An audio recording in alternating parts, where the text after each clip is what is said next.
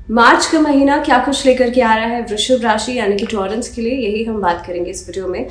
Very warm welcome, बहुत स्वागत है आप सभी का। मैं हूं आपके साथ भावना शर्मा। इस प्लेटफॉर्म पर हम अलग अलग विषयों के बारे में बात करते हैं और मेनली ट्रांजिट्स जो है उसको इन्वॉल्व करते हैं। बहरहाल ये जो वीडियो है ये मंथली प्रेडिक्शंस का है, जिसमें कि हम बात कर रहे हैं टॉरंस के बारे में यानी कि वृषभ राशि। वृषभ राशि वाले लोगों के लिए मार्च का पूरा महीना कैसा रहेगा, सबसे पहले आपका चार्ट उसे समझते हैं। एक बार फिर से आपको बता देती हूँ, अगर आप ये प्रेडिक्शन सुन रहे हैं तो अपनी चंद्र राशि यानी कि अपना मून साइन फॉलो कीजिएगा। 2 नंबर का चार्ट है ये आपके लिए। जो देवगुरु बृहस्पति हैं इस महीने के अंदर 12th हाउस में है, द्वादश भाव में है। वहीं पर राहु क्योंकि मीन राशि में गोचर कर रहे हैं तो इसलिए एकादश भाव में रहेंगे। इसके अलावा सूर्य, शनि और बुध की युति यानी कि कंजंक्ट हो रहा है यहाँ पे 10th हाउस में। अगेन मंगल शुक्र का कंजंक्ट जो हो रहा है वो हो रहा है आप लोगों के लिए 9th हाउस में। लेकिन आप जानते हैं कि हर महीने सूर्य भी राशि बदलते हैं और इस महीने के अंदर मंगल भी अपनी राशि बदल रहे हैं, बुध भी राशि बदल रहे हैं, तो वो भी इसमें इंक्लूड रहेगा। केतु जो है राहु के ऑपोजिट 5th हाउस में रहेंगे। अब इन सभी प्लैनेटरी पोजीशंस का क्या कुछ इम्पैक्ट रहेगा, जो ट्रांजिट्स रहेंगे उसका क्या इम्पैक्ट रहेगा, इसके बारे में बात करते हैं। लेकिन अगर मैं ओवरऑल बात करूं इस महीने की, तो देखिए मार्च का महीना थोड़ी सी अप्स एंड डाउन्स लेकर के ज़रूर आएगा वृषभ राशि वाले लोगों के लिए, क्योंकि ये महीने की जो शुरुआत होने वाली है, महीने की शुरुआत में खासतौर पे अगर मैं करियर फ्रंट से बात करूं तो सूर्य, शनि और बुध आपके दशम भाव में है। और ये कहीं ना कहीं पे जब शनि 10th हाउस में आते हैं तो आपके लिए हार्डवर्क को बढ़ा देते हैं, आपकी मेहनत को बढ़ा देते हैं। देखिए आई एम नॉट सेइंग कि आपको रिजल्ट्स नहीं मिलेंगे, इस चीज़ का ये इंटरप्रिटेशन बिल्कुल भी नहीं है। लेकिन हाँ, कहीं ना कहीं पे आप देखेंगे कि आपकी तरफ से जो मेहनत है, जो हार्डवर्क है, वो बढ़ना चाहिए। और वो because Saturn is always demanding the hard work. लेकिन अगर आप सोचेंगे शॉर्टकट्स अपनाओ, आप सोचेंगे बहुत कम समय के अंदर आपको ज़्यादा मिल जाए, तो वो इस महीने में पॉसिबिलिटी नहीं बन पाएगी। दूसरी बात, इस महीने के अंदर अगर मैं बात करूं, क्योंकि सूर्य का ट्रांजिट हो रहा है, 14 मार्च को सूर्य ट्रांजिट करेंगे और आपके लिए एकादश भाव में चले जाएंगे। अब एकादश भाव में जब सूर्य जाएंगे, जहां पर पहले से ही राहु बैठे हुए हैं, ये ग्रहण योग बनाएंगे।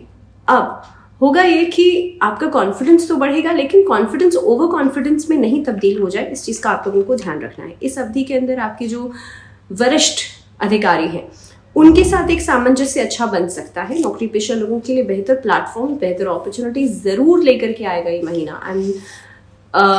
खास तौर पर मैं बहुत ज़्यादा एम्फेसाइज कर रही हूँ इस चीज़ पे, क्योंकि 10th हाउस देखिए महीने की शुरुआत में लगभग 14th मार्च तक सूर्य, शनि और बुध, क्योंकि बुध आदित्य योग भी बन रहा है, शनि और सूर्य का कॉम्बिनेशन कहीं ना कहीं पे बहुत अच्छा नहीं है, क्योंकि सूर्य शनि की आपस में शत्रुता का भाव है। लेकिन जब सूर्य ट्रांजिट कर जाएंगे एकादश भाव में तो वहां पर भी ग्रहण योग ही बनाएंगे। तो आपको पूरे महीने के अंदर इस चीज का ध्यान रखना है। जब सूर्य 10th हाउस में रहेंगे तो वहां पर आप बहुत जल्दबाजी में डिसीजंस लेने से बचिएगा। यहाँ पर कॉन्फिडेंस अगेन आपके, वही बात है कि अगर बहुत सोच समझ करके भी फैसला ले रहे हैं, वहाँ पर भी अपने लिए क्या सही है उसके ऊपर ध्यान दीजिएगा। सेकंड थॉट जरूर दीजिएगा whatever decision you are taking. दूसरी बात, अगर मैं व्यापारिक दृष्टिकोण से बात करूं तो देखिए व्यापारियों के लिए खास तौर पे ये समय, ये महीना जो है वो मजबूती लेकर के आएगा। नए नए सेक्टर्स को आप अप्रोच कर सकते हैं और मे बी अलग अलग फील्ड्स को एक्सप्लोर करने के बारे में सोचा जा सकता है। इस महीने के अंदर अगर ओवरसीज काम करते हैं, ड्रॉप शिपिंग का काम करते हैं, या फिर खास तौर पर अगर किसी नए सेक्टर की शुरुआत करना चाहते हैं, या फिर लोहे से संबंधित कोई काम करते हैं, एडवर्टीजमेंट से संबंधित कोई काम करते हैं, मीडिया से जुड़े हुए हैं, तो आप लोगों के लिए समय जो है बेहतरीन नजर आ रहा है। आपके प्रयास जो हैं वहाँ से सफलता ज़रूर मिलेगी। तो कुल मिलाकर के अगर देखा जाए कार्यक्षेत्र के नज़रिए से, तो आपके लिए ये महीना बहुत कुछ दे करके जाएगा। But you need to be a little bit careful. जब सूर्य 11th हाउस में चले जाएंगे तो वहाँ पर भी आपको थोड़ा सा ओवर कॉन्फिडेंस से बचना है। आपने सोच लिया, आपने प्लान्स बना लिए, बट इम्प्लीमेंटेशन जब तक नहीं होगा तब तक काम नहीं बनेगा। एंड देन अगेन राहु जो है वो क्लाउडनेस का काम करते हैं। देखिए, तो राहु एकादश भाव में पैसा यहाँ पर अच्छा देंगे, लेकिन देवगुरु बृहस्पति क्योंकि द्वादश भाव में है, 12th हाउस में है, तो कहीं ना कहीं पे खर्चों को बढ़ा सकते हैं। इस महीने के अंदर आप देखेंगे शुभ कार्यों के ऊपर खर्चा हो सकता है, किसी तरह की धार्मिक पुस्तकों को खरीदने में खर्चा हो सकता है, धर्म कर्म में खर्चा होता हुआ नजर आता है, किसी अनुष्ठान में खर्चा हो सकता है। तो इस तरह की चीज़ों में आपका पैसा जो है वो निकल सकता है। अब यहाँ पर जो ट्रांजिट्स हो रहे हैं, 15 तारीख को मंगल जो है वो आपके दशम भाव में आ जाएंगे। उसके बाद सूर्य जो है 14 मार्च को आप जानते हैं कि एकादश भाव में ट्रैवल कर जाएंगे। वहीं पर बुध जो है वो भी 7 तारीख को एकादश भाव में चले जाएंगे। इसकी वजह से आपकी जो आमदनी है वो अचानक से एलिवेट करेगी, आमदनी में अचानक से बढ़ोतरी आप लोगों को दिखेगी और मे बी अलग अलग जगहों से आपको नए नए ऑफर्स मिल सकते हैं। तो नौकरी पेशा लोगों के लिए भी समय अच्छा है, व्यापारियों के लिए भी समय अच्छा दिखाई दे रहा है। शेयर मार्केट में अगर आप इन्वेस्टमेंट करना चाहते हैं, बिफोर 7th मार्च इन्वेस्ट नहीं कीजिएगा। I am making this very particularly sure कि 7th मार्च से पहले इन्वेस्ट नहीं कीजिएगा। If you want to invest 7 तारीख के बाद इन्वेस्टमेंट कीजिएगा, बहुत अच्छे प्रॉफिट्स मिलेंगे, लेकिन उससे पहले I would not comment on this. बात करते हैं स्वास्थ्य की, और अगर हेल्थ एस्पेक्ट से देखा जाए तो ये महीना अगेन उतार चढ़ाव लेकर के आएगा आप लोगों के लिए। बृहस्पति द्वादश भाव में है, केतु 5th हाउस में है। वहीं पर केतु 5th हाउस में होते हुए शनि की पूर्ण दृष्टि जो है आपके द्वादश भाव पर बनी रहेगी पूरे महीने के अंदर। इसके अलावा अगर आप स्वास्थ्य के प्रति इतनी सी भी लापरवाही बरतते हैं तो आप देखेंगे मेजर इश्यूज आपके लिए आ सकते हैं। स्टमक रिलेटेड प्रॉब्लम्स यहाँ पर नज़र आती हैं, इंडाइजेशन से जुड़ी हुई प्रॉब्लम्स नज़र आती हैं। जो लोगों को गैस्ट्रोइंटेस्टाइनल प्रॉब्लम्स हैं उन लोगों के लिए लापरवाही का नतीजा काफ़ी हद तक ख़राब हो सकता है। अब ट्रांजिट्स की अगर मैं बात करूं तो महीने की शुरुआत में मंगल की दृष्टि भी आपके द्वादश भाव पर रहेगी, जिसकी वजह से भी आप देखेंगे एक्सीडेंट से बचने की ज़रूरत है, किसी तरह की दुर्घटना से बचने की ज़रूरत है, इंजरीज से बचने की ज़रूरत है।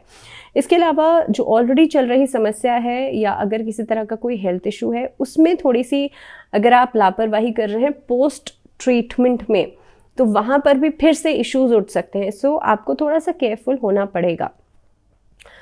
वैवाहिक जीवन की बात कर लेते हैं तो पंचम भाव में पूरे महीने केतु रहेंगे। केतु वैसे ऑलमोस्ट इसी हाउस में ही रहने वाले हैं, तो कहीं ना कहीं पे इस महीने के अंदर अब मैं यहाँ पर मंगल की पोजीशन देख रही हूँ, तो 15 तारीख में मंगल जो है वो भी दशम भाव में आ जाएंगे और वहाँ से अष्टम दृष्टि आपके पंचम भाव पर डालेंगे। तो ये टाइम पीरियड ऐसा हो सकता है कि कहीं ना कहीं पे आपके लव रिलेशनशिप्स को काफ़ी हद तक इम्पैक्ट करेगा। छोटी छोटी बातों पर आप देखेंगे अचानक से लड़ाई झगड़ा हो सकता है। वैवाहिक जीवन के लिहाज से देखें तो वहाँ पर भी प्रॉब्लम्स नज़र आती हैं, लेकिन आज सच मेजर इश्यूज नहीं नज़र आ रहे हैं। जिन लोगों की बल्कि ऑलरेडी कोर्ट कचहरी में मामले चल रहे हैं उन लोगों के लिए थोड़ी सी स्थितियाँ बेहतर होती हुई नज़र आती हैं।